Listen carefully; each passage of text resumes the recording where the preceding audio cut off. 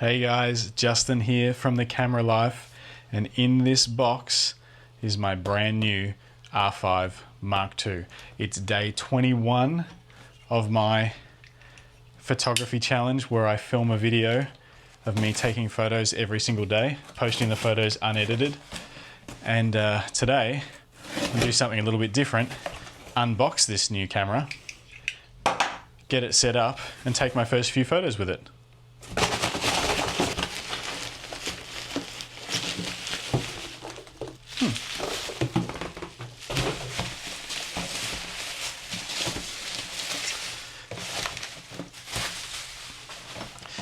If you've been following the channel, you might know that I already shoot with Canon.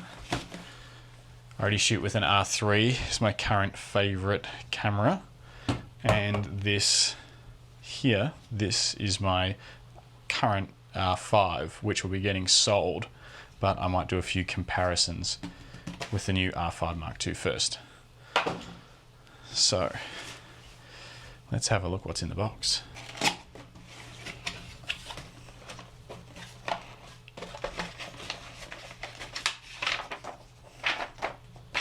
Warranty card.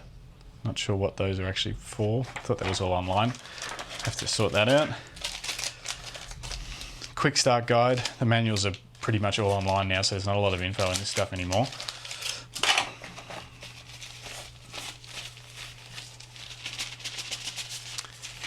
Charger looks to be the same as the old charger for us here in Australia. Yep, still got the same input. Now, battery. These are actually new batteries. LPE6P. They're a new higher powered battery compared to the LPE6N, I think, which is what was in the R5. So same size, they are cross-compatible, but I'm pretty sure if I put this older battery in the new R5 Mark II, it will limit me in some way, and I haven't figured out exactly what that is yet. I think it's just some of the really intense video modes, but we will see. I haven't got a second one of these yet because they're on back order here in Australia. R5 Mark II camera strap, we will not be needing that because we put leather camera straps on. Can you guys hear that thunder? There's a storm about to hit Bendigo, and I really maybe want to take my first few photos with this R5 Mark II out in the storm. Let's see. So yeah, won't need that. Cardboard instead of plastic. New change. There's the power cord for our charger, 240 volt charger. Alright, check out the rest of the stuff. That's the cable relief or safety thing for shooting tethered. I don't really use that. That'll end up going back in the box. This will be our USB-C cable. Probably leave that in the box for now. And here it is, the R5 Mark II.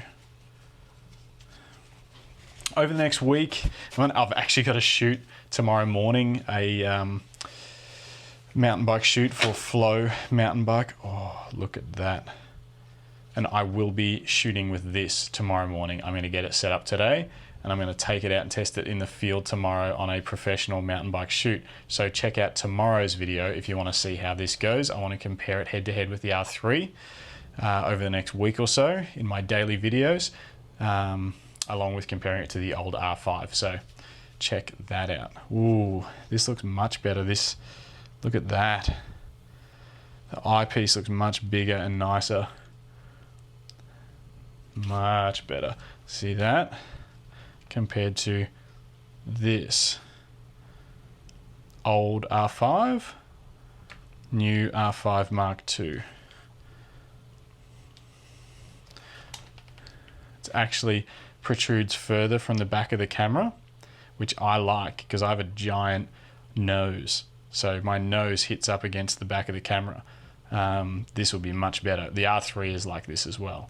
So yeah, R5, R5 Mark II. See how much more it sticks out from the back of the camera? Love it. Great. Good job, Canon. They also said the joystick is different. It does feel a bit different. I like it.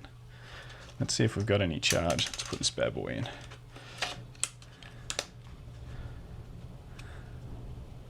New on-off switch up the top here, because the old on-off switch was over here. No charge. I'll have to boost her up before we get her started. Let me put this on the charger. So while the battery's charging, I might check out some more of the changed ergonomics with the R5 Mark II compared to the R5, and also what it feels like compared to the R3. If you are new to the channel, I've been filming these videos every day. They're POV style photography videos where I go out and take some shots, post them unedited on my Instagram, but also put them in the videos with the settings that I used. And the interesting thing about that is I've used the R3, I've used the Leica Q3, I've used the R5. Actually, no, I haven't used the R5 in any videos yet, but I will be using the R5 Mark II. I'll probably use this most days over the next week to really get a feel for it. So if you guys have any questions or want me to test anything specific about this camera, put them in the comments and I'll do it. This isn't your average review channel. I'm not going to try and package up a nice 7 to 10 minute video with all the specs and a few different simple tests, and that's that. This is just what I do.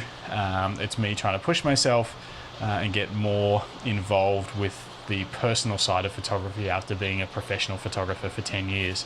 So, like I said, if you want me to take this out and try a particular style of photography, hit me up in the comments and I'll do my best to give it a shot. Now, love the on-off button position. It's a little weird to get to. I'll have to get used to that, but it's definitely not too bad. But a physical switch for this photo to video, well worth it. I've seen a heap of reviewers complaining about the weather protection cap for the hot shoe. I lost the hot shoe cover for my R3 almost instantly. So personally, one that doesn't come off for me is wonderful. But the question will be, how hard is it to get off? I've heard people say that it's almost impossible to take off. I haven't read anything. I don't know how you take it off. I'm going to try right now and see how hard is it to remove this hot shoe with no one explaining to me how to do it. Is it as hard as everyone's making it out to be, or are they all a bunch of babies? So it's got a little button here, push, I guess, and it's going to have to slide back that way because that's the way the hot shoe cover goes. So let's give it a go. Push down, slide back. Ugh. Okay, nothing happened. Push down with my thumb, and I'm going to push with my finger here. Just slide it back. Oh yeah, it almost moved. Almost. Gotta kind of, oh yeah, there. Hey, that's, all right, that's not too bad. So, I'm gonna put it back on. Hang on. What do we see in here? See the mechanism? Okay. So there's a pin. This button moves that pin up and pulls it out of this hole. And then otherwise, it's just your regular old hot shoe sliding in and out. So,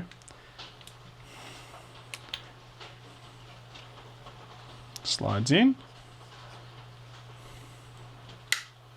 Okay.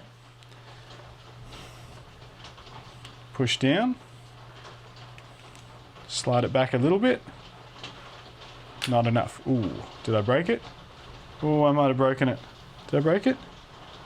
No, I didn't break it. I don't know. It's not too bad. Like, it could be better. It could be easier to remove, but no, it's not too bad. Look at that. Off. I think people are making a mountain out of a molehill on that one. That's pretty good. But the fact that it actually stays on, I'll take that. So the people that said they'd rather one that falls off, I don't know. I don't know what you're thinking. It's crazy.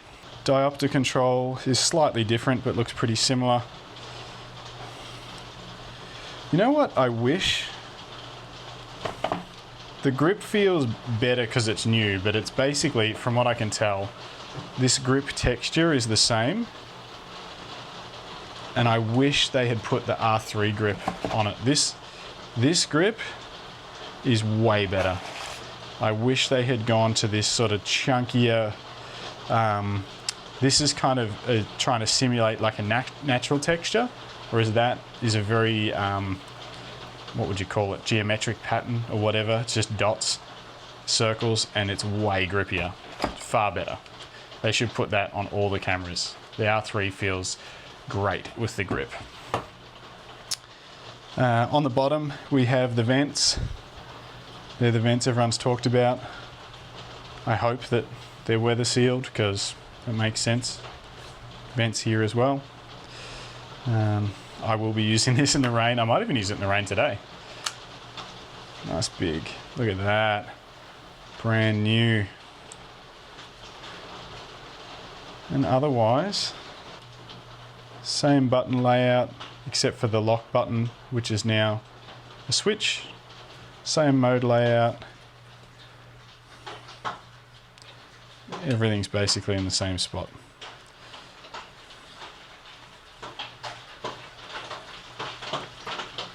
Just feeling the grip of the old R5.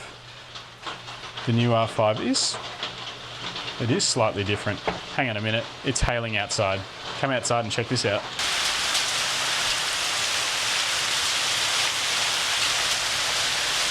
It's hailing. We parked the car under the tree just in case. I think that was a good choice. They did say hail. All right, I'm gonna go back to my unboxing. Let me know if something else happens. Well, storm's crazy. All right, let's move some of this stuff. Show you guys a little bit more around the camera, just in case you haven't been able to get your hands on one yet. Who knows who this might be useful for.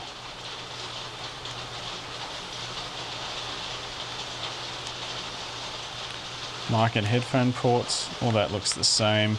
Obviously this looks a little bit different with the vents out the side, but otherwise, ooh, full-size HDMI out. That's nice. Sorry, full-size HDMI out. That's very interesting. Very interesting. Flash sync.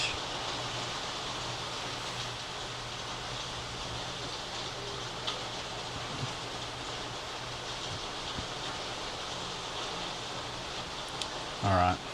We probably don't have much of a battery charged up yet, but let's take the card out of my R5. Running an Angelbird in the R5. These are a really affordable card. Angelbird AV Pro SE CF Express 512. It's not as fast as the Lexar that I use in the R3, but still pretty fast and a lot more affordable. So if you're looking for a higher capacity CF Express that's reasonably priced, check out those Angelbirds.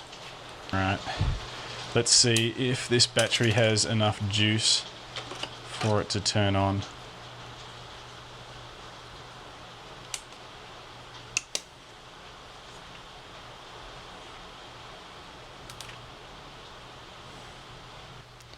It is August, which is the 8th, it's the 25th, and Sydney time. Take a moment to connect the camera with your smartphone. No, we'll do that later. Cool, let's put a oh, went to the R3 power switch already. Muscle memory off. Let's put a lens on this fella. RF 28mm.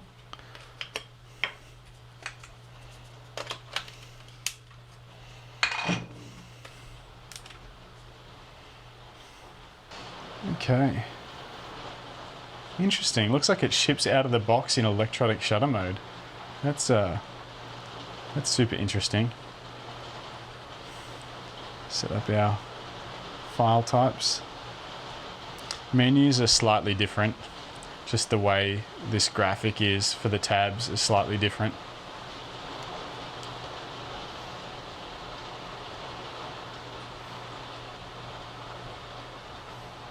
I shoot RAW plus JPEG for these videos. Obviously, for professional work, I usually shoot and edit RAWs, but I like trying to get it right in camera, and shooting JPEG and posting them definitely helps me work on that. Now, I really want to know if you can customize the speed of the drive modes in this. I think you could in the R1, but I don't know if the R5 Mark II got that. Blackout-free display, I assume we would want that. I don't see it in there.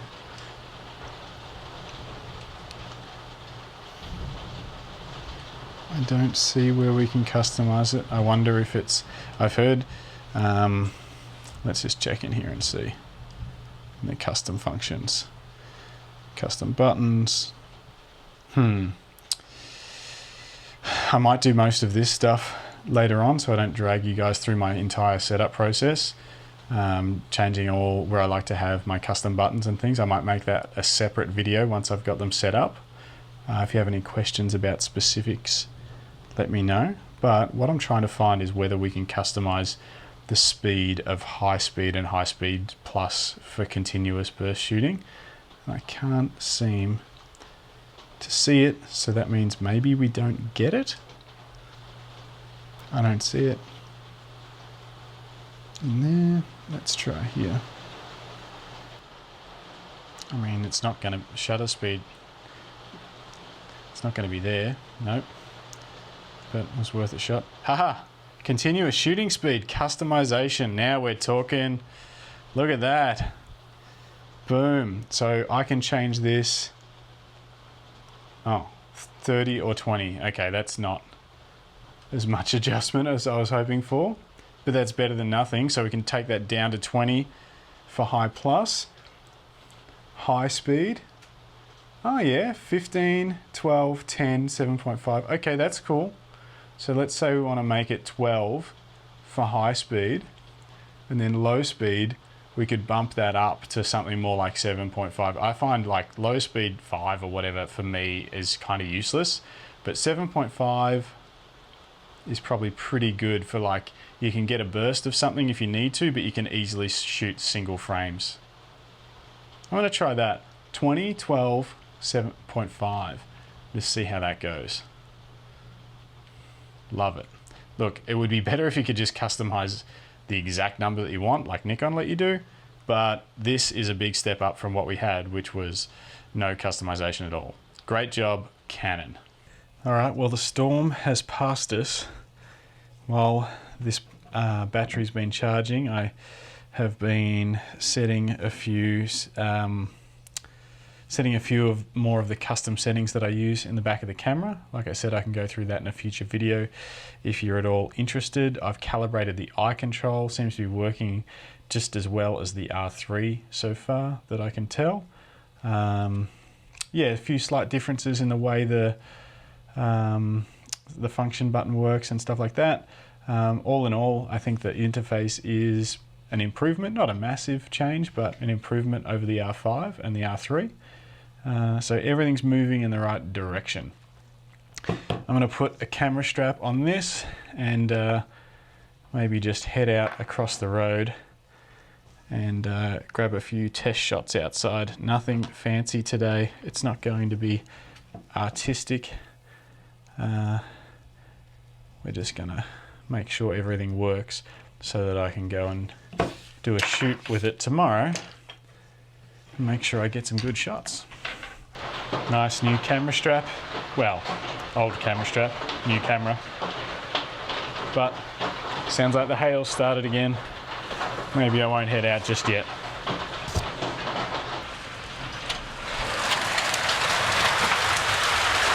The hail's gotten bigger. This is a little one, a little fella. There's much bigger ones. 7200. All right, looks like we're getting another clear spot again. I'll go over the road in a second, but I've just been checking out the menu items, and what's weird is the difference. Like, we've got these display options: high speed display, blackout free display. Blackout free display is for electronic shutter mode. You can only turn it off and on when you're in electronic shutter mode. And high speed display, you can only turn off and on when you're in high shutter mode. So what's weird is, so if I'm in high, I'm going to go to high plus. I'm currently in mechanical. Now that's blacked out. So now I'm still in mechanical. Hang on, I'm going to go from high plus back down to high. Right. Now I've got this option, turn high speed display on and off. There's no info for this, so I don't know what it actually does. And what's weird is all of these are in a different menu, 2 menus over to the shutter mode, mechanical, electronic. So I've got to like, to play around with this, I was going from this, shutter mode mechanical, and then I go to electronic, and then I go 2 menus over and find the blackout free display option is there. And then if I turn that on, then you know, you can't, once the blackout free display is on, you can't change from electronic to mechanical because blackout free display is on, so you're stuck in electronic. It's kind of odd and a roundabout way of getting to everything. So I have to turn blackout free display off, go back over, change to mechanical, then I can go back over here and turn high speed display off and on. I don't even know what it does, and it's only applicable in high, not high plus. I don't understand. I'm going to do some reading on it, obviously, and I'll update you guys with what I find, but it was a really not intuitive way of doing things. Very, very strange.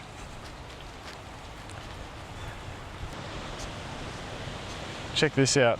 You guys might know this creek. From a few of my videos, you've seen me walk along a trail that's currently, see this bike path goes down into this, and I've walked under that bridge before. Yeah, we got some things going on, don't we? We've done the unboxing. I do have to take a photo to continue my 30-day challenge. So I thought I would come to the lookout above Bendigo, where you can see the whole town, cathedral and everything, and see if we can see the storm. Look at these clouds coming across here. Crazy. I just wanted to get a couple of shots. This is what we want, this storm front coming across.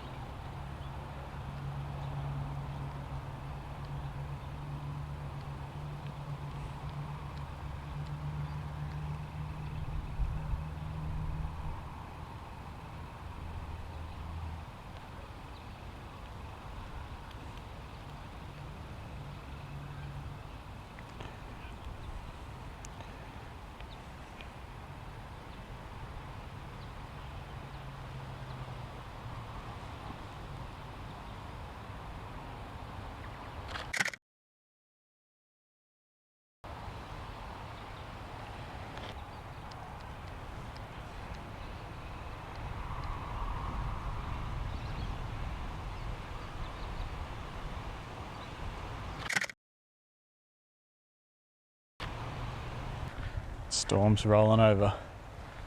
There's some dark clouds. It might not be over yet. It's a little bit of colour on the horizon.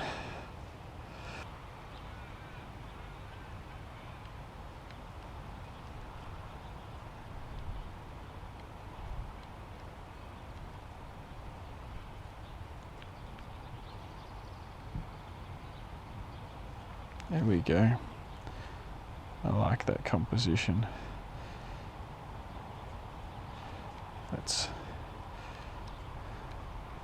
stop down to f8. Check the histogram so we can get as much into the highlights as possible. We just want to retain that colour.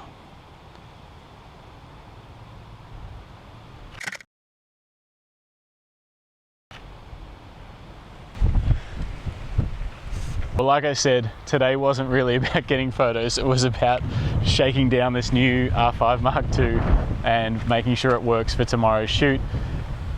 Check out tomorrow's video. I'm going to shoot mountain biking with this first day or first real shoot, and test out the autofocus, and then we'll check out the image quality as well in the coming days. So, see you tomorrow.